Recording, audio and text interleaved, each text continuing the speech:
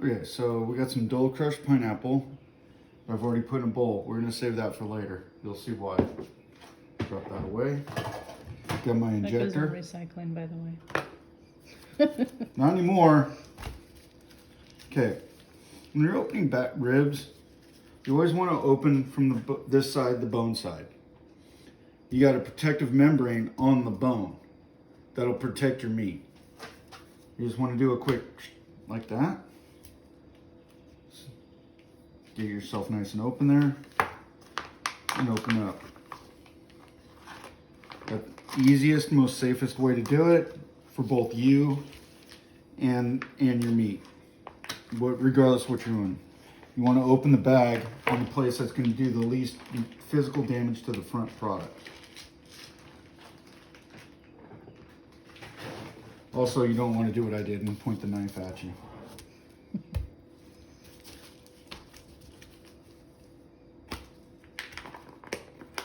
By the time I got it.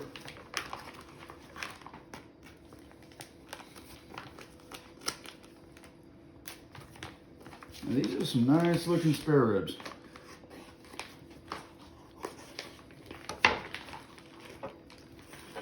Swift usually does a pretty good product. You want to be careful, you don't want to spill the juice all over the place. Not blood, it's just water. Okay, spreading them out. Turns out they are similar size. Cool. Now when you're doing spare, main difference between a spare rib and a back rib, or baby backs, since we've all seen the Chili's commercial a million times, a baby back is actually going to be up here. It's just where they're cut. These are cut a little bit lower on the frame, so they tend to be a little more fattier, thus a little more tender. You can tell where they're coming from because they still got the same membrane that your back ribs do. So let's go ahead and get the membrane.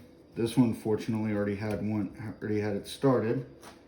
Easiest way I've found, just a cheap cloth.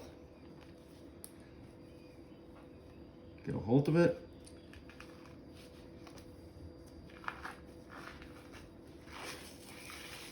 Pull it off. Now I'm going to do it the other way because I'm a little more comfortable going that direction. Some people will take a knife and do like this.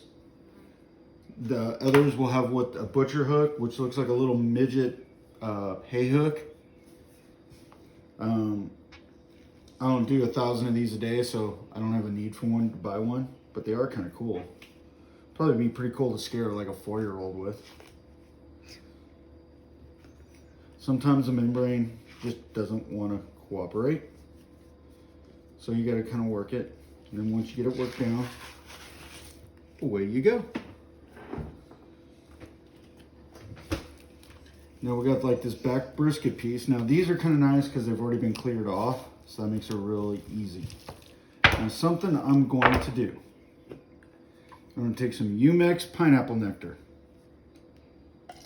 Dump it in my red plastic cup. Fortunately, we got no vodka in the house to mix with it. For all of you watching that thinking, hey, there's a good idea. And I'm gonna add a little pineapple flavor to the inside of the meat. Not a whole lot. Just a little bit. Every couple of bones. You can see the injection getting in there by watching the meat itself rise. It's kind of a cool little effect.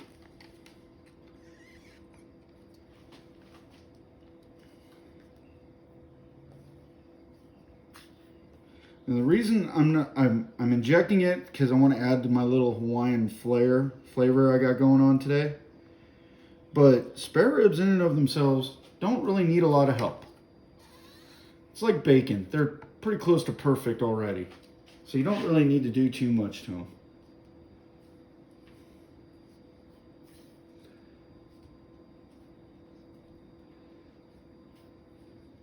You know, they always say pigs have a superpower. They turn anything into bacon. Well, they also turn them into spare ribs.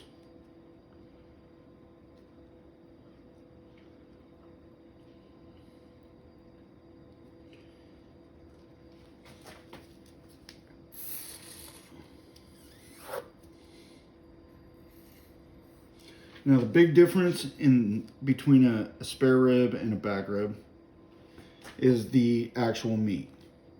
Back ribs, they're a little more premium cut because they're much higher on the rib and they're right next to the pork loin, which if you put in beef terms would be a tenderloin, otherwise known as a filet mignon.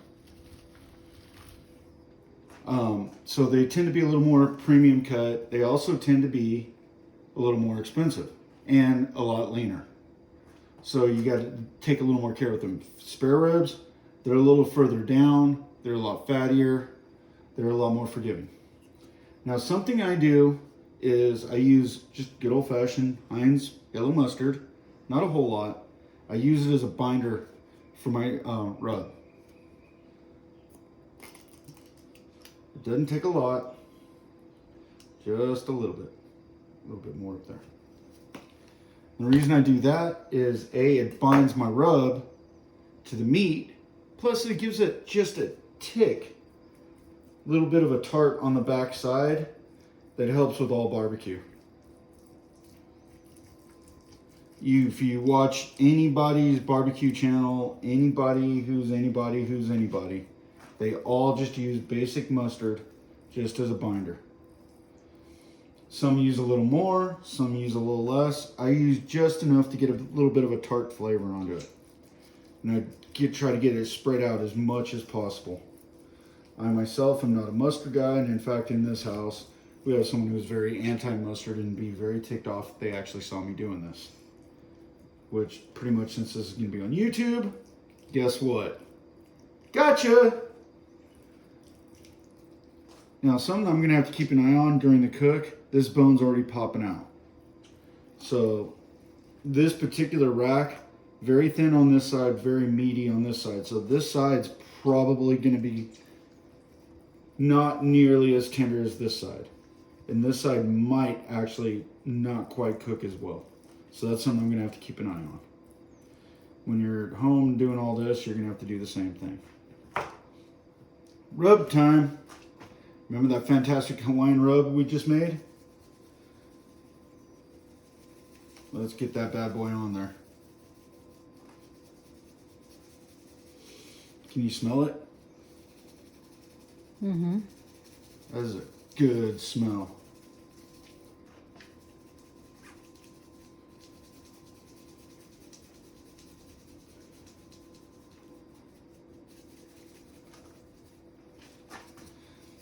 Now on the rib side, I tend to go a little heavier on the rubs because that's going to be fat side down and that's going to actually be what cooks down anyway. I don't know if it's a good trick or whatever, but it seems to work for me. Now something I do grab this, just basically some olive oil pan, and I give it a little spritz. And I let it sit for a second. Because then I'm going to come back behind with basically some finishing flavor. We got our local John Henry raspberry chipotle because good stuff. Just a little bit. You probably should do both.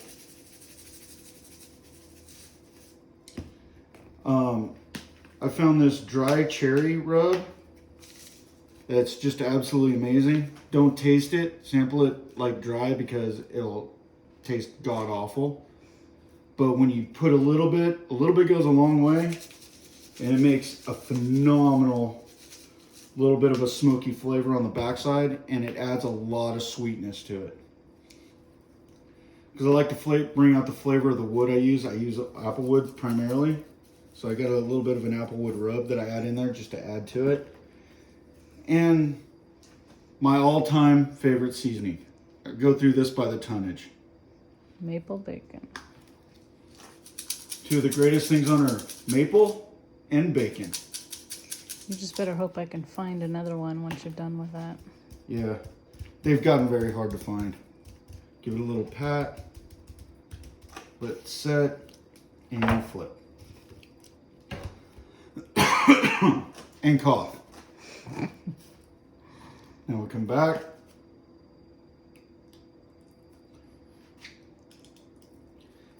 And you will all notice that I didn't change gloves before I started grabbing things. Important life hack here. Rinse your bottles off when you're done. They get sticky.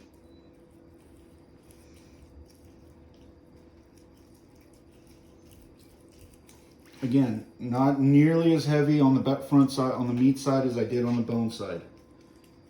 The reason I do that is the bone is actually, that side doesn't have a whole lot of penetrating power. So I'm trying to protect the bone and the meat on the back side.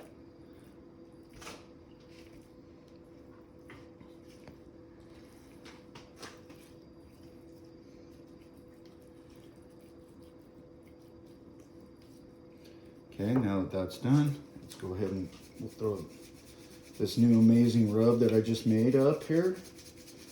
Now, since I'm not going to Memphis in May anytime soon, I don't need to worry about one bite capability. I need to worry about good flavor. So I don't necessarily need to put overpowering on the meat side. This is where most of your eating is going to be done anyway. And look at that. Those look beautiful. Give it a little spray.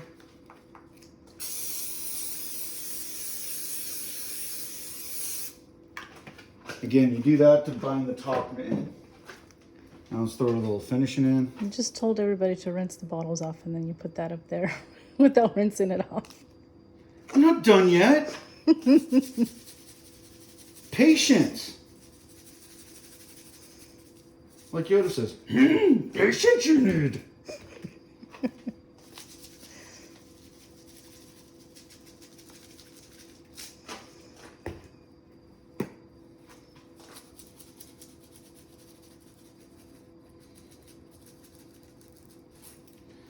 And last but not least,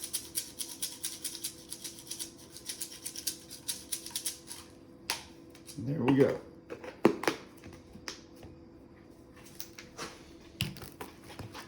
You done? Yeah. Well, not quite. I'm sure you want to see this.